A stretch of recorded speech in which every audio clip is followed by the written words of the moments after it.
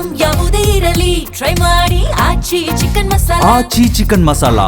ಇನ್ನು ಕೊಲ್ಲಿ ರಾಷ್ಟ್ರಗಳ ಮಧ್ಯದ ಯುದ್ಧದಿಂದಲೇ ದೇಶದಲ್ಲಿ ಇಂಥದ್ದೊಂದು ಪರಿಸ್ಥಿತಿ ತಲೆದೂರಿದೆ. ಅಂದ್ರೆ ನೇರವಾಗಿ ಭಾರತಕ್ಕೆ ಅದರ ಎಫೆಕ್ಟ್ ತಾಗಿರೋದನ್ನ ಗಮನಿಸ್ತಾ ಇದೀವಿ. ಈಗ ಕೊಲ್ಲಿ ರಾಷ್ಟ್ರಗಳ ಮಧ್ಯದ ಯುದ್ಧ ತಣ್ಣಗಾದ್ರೆ ಮಾತ್ರ, ಸಂಧಾನ ಆದ್ರೆ ಮಾತ್ರ ಕಂಪ್ಲೀಟ್ ಆಗಿ ಈ ರೀತಿ ಸಮಸ್ಯೆಯಿಂದ ಆಚೆ ಬರೋದಕ್ಕೆ ಸಾಧ್ಯ ಭಾರತ ಮತ್ತು ಉಳಿದಂತ ದೇಶಗಳು.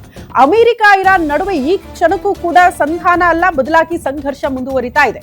ಹಾರ್ಮುಜ್ ಜಲಸಂಧಿಯಲ್ಲಿ ಹೆಚ್ಚಾಗ್ತಾ ಇದೆ ಈ ವಾರ್. ಅಮೆರಿಕಕ್ಕೆ ಇರಾನ್ನಿಂದ ಸರ್ಪ್ರೈಸ್ ಅಟ್ಯಾಕ್ ಎಚ್ಚರಿಕೆಯನ್ನ ನೀಡಲಾಗಿದೆ. ತೈಲ ಟ್ಯಾಂಕರ್ಗಳ ಮೇಲೆ ದಾಳಿ ಆದ್ರೆ ಕಾದಿದೆ ಅಚ್ಚರಿಯ ಪ್ರಹಾರ. ಅಮೆರಿಕದ ನೆಲೆಗಳು ಹಾಗೂ ಹಡಗುಗಳ ಮೇಲೆ ದಾಳಿ ಮಾಡಲಾಗುತ್ತೆ ಅನ್ನುವಂಥ ಎಚ್ಚರಿಕೆ. ತನ್ನಲ್ಲಿರುವ ಹೊಸ ತಂತ್ರಜ್ಞಾನದ ಶಸ್ತ್ರಾಸ್ತ್ರ ಬಳಸಿ ಅನಿರೀಕ್ಷಿತ ದಾಳಿ ಮಾಡುವಂತಹ ಪ್ಲಾನ್ ಆಗಿದೆಯಂತೆ. ಅಮೆರಿಕಾಗೆ ಇರಾನ್ನಿಂದ ಖಡಕ್ ವಾರ್ನಿಂಗ್ ರವಾನೆಯಾಗಿದೆ. ಯುದ್ಧ ಅಂತ್ಯಗೊಳಿಸಿ ಆಸ್ತಿ ಬಿಡುಗಡೆ ಮಾಡಬೇಕು ಅಂತ ಇರಾನ್ ಒತ್ತಾಯ ಮಾಡಿದ್ದು ಅಮೆರಿಕ ಅದಕ್ಕೆ ಒಪ್ಕೊಂಡಿಲ್ಲ. ಹಂಗಾಗಿ ನೇರವಾಗಿ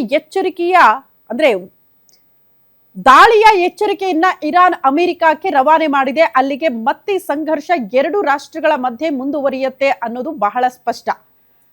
ಇದೇ ರೀತಿ ಕೊಲ್ಲಿ ರಾಷ್ಟ್ರಗಳ ಮಧ್ಯೆ ಯುದ್ಧ ಆದ್ರೆ ನಾವೆಲ್ಲ ಕೂಡ ಈ ಪೆಟ್ರೋಲ್ ಡೀಸೆಲ್ ಸಿಲಿಂಡರ್ ಸಿಗದೆ ಪರದಾಡುವಂತಹ ಸಂದರ್ಭ ಮುಂದುವರಿಯುವ ಸಾಧ್ಯತೆಗಳಿದೆ.